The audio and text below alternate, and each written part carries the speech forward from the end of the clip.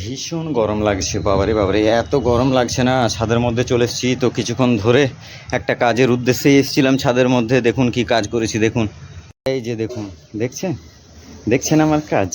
এই দুটো বড় বড় শতরঞ্জি, এই শতরঞ্জিগুলো আমি কেচে দিলাম, ঠিক আছে। ভারতী এখন রান্না করছে তো ওকে আমি ডিস্টার্ব করলাম না। যাই হোক, মেঘটাও দেখছি পুরো পরিষ্কার দেখাচ্ছে, একদম মনে হচ্ছে শরতের আগমন হয়ে গেছে। যাই হোক, চারিদিকটা একদম পরিষ্কার লাগছে এখন। প্রচণ্ড রোদ উঠেছে। যাই হোক, তো বন্ধুরা, এই বিশেষ কাজের জন্যই আমি এসেছিলাম একটু। আসলে মনসা পুজো চলে এলো তো এইগুলো বসার জন্য একটু কুটুমজন আসবে সবাই, তো বসতে তো দিতে হবে। তো যাই হোক, একা হাতে সব কিছু তো করা যায় না।